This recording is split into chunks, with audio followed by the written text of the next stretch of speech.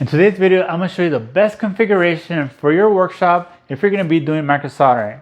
I've been doing this for over 8 years and I've tried all kinds of different layouts, and I believe this is the best way to set it up. So I'm going to show you exactly how I placed everything, the microscope, the monitors, pretty much everything. And since I'm mostly mail-in, I also show you kind of how I do my shipping as well. So make sure you guys stick around to the end because I do have a big reveal to share with you guys as well. So let's go ahead and get started. So first, let me just give you a basic overview of everything that's in here. So first, let's start with my shipping station. This is where I have a tape machine. This makes it super easy to tape boxes, kind of like what Amazon uses.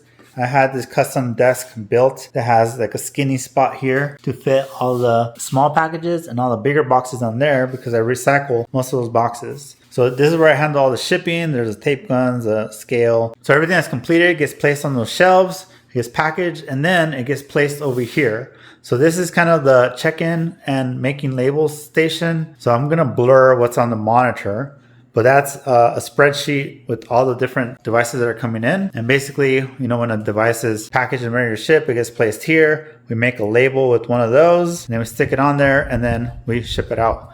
We collect them, you know, at the end of the day to ship out. Also, all the devices that come in, they're incoming, also get placed here and get checked in. We label them and make a magnet, which I'll show you in a second. So this is kind of the more admin, check in, check out, kind of simple things. No real repairs are done here. Then this is the other workstation. My employee that used to work here, this was his station. But as you can see, it was a 2-monitor setup here. We have a shelf, and then DC power supply, hot air station, and other tools are placed up here. Since he's gone, I'm pretty much using this to lay out different devices and for extra space. So I have a lot of devices, as you can see here. These are all in line to be worked on, and I will show you kind of how I figure that out, where I do all my repairs and my videos. Also here, we're gonna blur that out, but that's actually, all the devices get checked in, get a magnet, and that magnet has the name, the device, and the date. And basically the next one in the queue is here, and then the oldest is back here. So, and then here off to the sides, I put anything that's on hold, that's pending, that we're waiting for parts or we're waiting for approvals for something. So that's a quick, easy visual way to see what needs to be repaired. You know, it's the best way to see, you know, let's say Steve Smith called. I can just quickly look and see, okay, there's like 10 devices ahead of his. Therefore, I can let him know kind of his update on where his device is on the queue and when his device will be expected to be completed. It's a very easy way to manage your devices. I know there's digital ways to do that, but that's how I do it. And then here's my workstation. It's very messy, but I'm gonna show you, this is real life, how I'm using it right now. What I'm saying for the best way to set up a Microsoldering workstation is to have an L-shaped desk. So I have no legs underneath. So all this is open to me swinging my chair around, swinging around the whole area, and never hit my knees on anything. If you just have off the shelf, you're gonna have legs and you're gonna hit yourself, unless you buy a desk that is specifically made like this, which I've tried looking for them. But I also have special poles right here. These are not permanently mounted. They're just kind of like pressure based. You extend it and you lock it and it extends out to clamp to the walls. And then you can basically mount anything to it. So I have a light here for my video recordings. I have another light here. You know, you could literally mount anything to these. So I have 2 of them. And this one actually drilled through the desk so I can get it through and have a monitor mounted to that one. And that's actually a Mac Mini that I use for specific cases where a Mac is needed and Windows does not work. Right now I have a PlayStation, so I kind of try to keep it open because it takes up a lot of space. But yeah, I basically lay them out like that. I usually have this full with devices, and they coincide with this there. So basically the next, let's say 5 that are in the queue that are next to go, I lay them out here, and sometimes I'll see which one's easier if I want to knock something out quick. Sometimes, you know, I'll kind of jump around and eventually get through all these. And these over here are the ones on hold. So I put those at the very end. These are all on hold, waiting for parts, waiting for approval, waiting for something. So this is kind of how that laid out. Now here's the special part about this desk. If you put your microscope like this, so it's off at an angle. So you work here, the microscope is sideways. So really it's more like this. So what happens is when you're working on your microscope, you can look at your monitor, whatever you're working on, you know, reference, for example, ZXW, or you can be looking at it at the same time.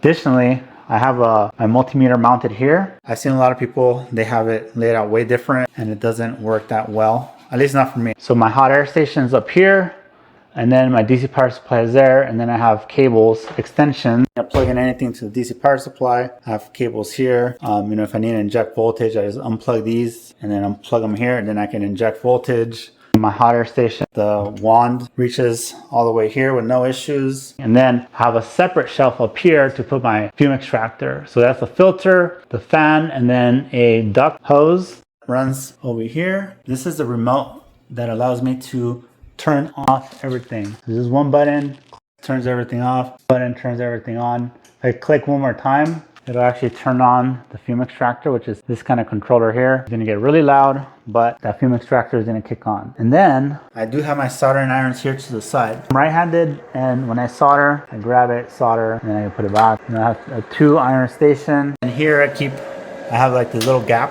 where I keep the most common tools I use.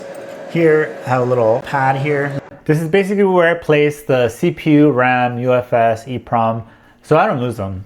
And then, so, you know, 3 different chargers all connected to that brick.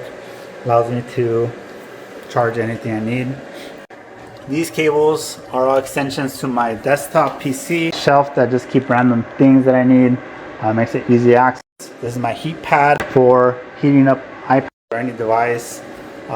This is just a pile of random donor boards that pile up. So this is how I have my camera set up. This is my Sony a7 IV overhead camera that captures my workstation there. This is my multimeter camera. This is my hot air station and DC power supply camera. And then this is my Sony ZV-1. This one's pointed to me. So when I'm sitting here, that camera captures, you know, my face. Then I also have, you know, the lights right here for Workbench. I have a light on me. So it's very important to have good lighting for good YouTube videos. Of course, I have a microscope camera as well. So this is kind of my setup here. I've had this setup for maybe 3-4 years now, and there's nothing I want to change here. I mean, yeah, it kind of gets cluttered over here a little bit, but that's just me. I purposely over clutter it by putting too many devices in line. So when you have these under desk mounted keyboard mounts, you know, you can fit your keyboard and mouse. They're Bluetooth, so they're always connected and no wires. That's really helpful. So I will link to all these like random things that I use in the video description below. So same concept, we have an L shape, we have no legs underneath so you don't slam your legs. In this setup, we actually added a light here so you can light up this area. That light works way better than the overhead light. Light's too far away. So having a light here really helps light up the workstation. So basically you have the microscope here off to the side, the working area here. You can actually see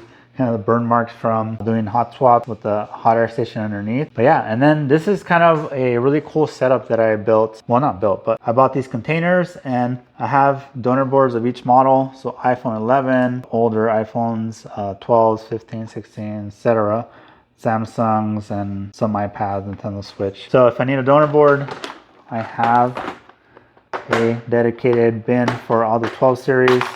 You know, I have a lot of donor boards. You know, a lot of times I have to buy them for specific chips. So having this makes it super easy. And then I have bins specifically for CPU swap boards. So these are all my donor boards that are prepped for CPU swaps. These are all the Samsungs. You can see, you know, CPU and UFS. There's no chips there. Same for iPhone.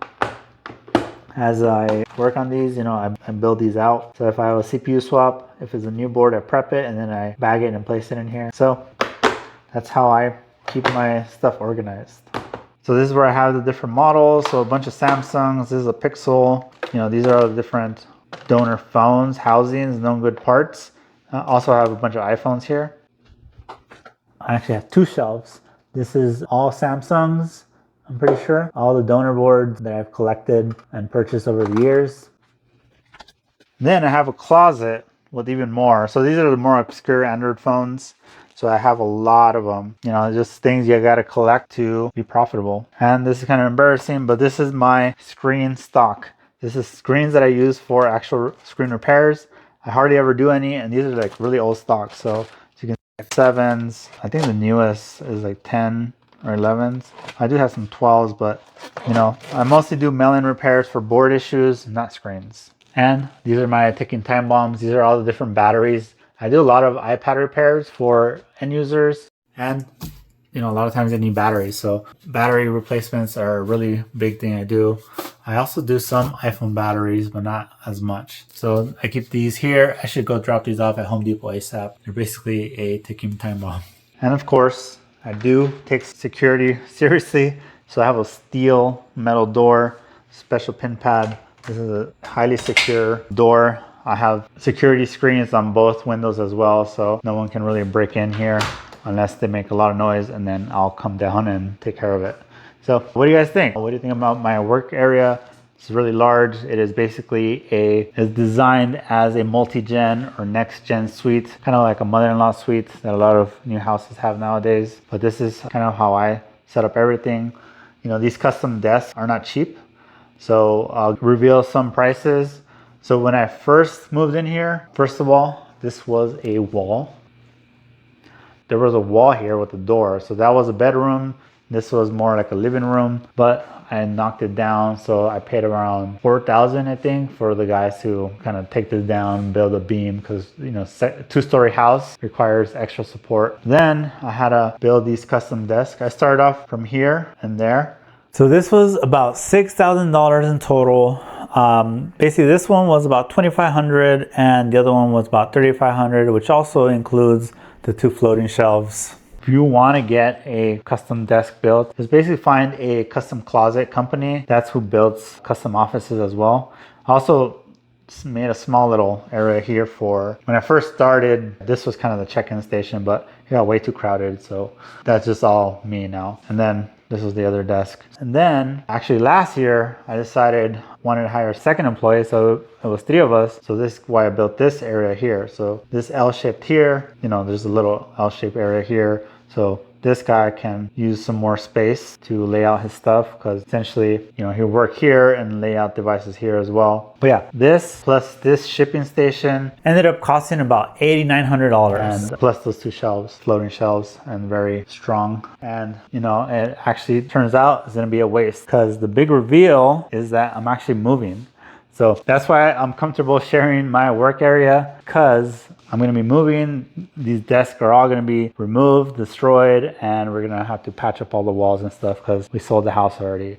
So we got that going on. I want to share with you guys my workstation before it gets all torn down. That's why there's a missing door right there. Also, one last tip is if you buy one of these tape stations, at least this brand, Vivor, if you have this closed, the tape gets jammed. So when you leave it open, it doesn't get jammed. I don't know why. Also forgot to mention, this is our kind of HDMI TV testing. So for, you know, PlayStation HDMI repairs or whatever, this is where we test. Or if we have a device where we use a USB hub like this one to, you know, connect to the phone. We use, you know, we have all these chargers. I also have, I forgot to mention, a bunch of chargers as well. So any devices that are fixed, and let it charge so that when we go ship, it's ready to go.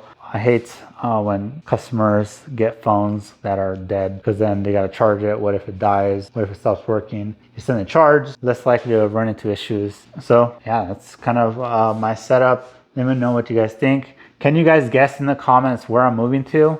I'm currently in Las Vegas, but I'm moving out of state. So let me know in the comments down below. I'll eventually reveal the location. So thanks everyone for watching. I'll see you guys in the next video.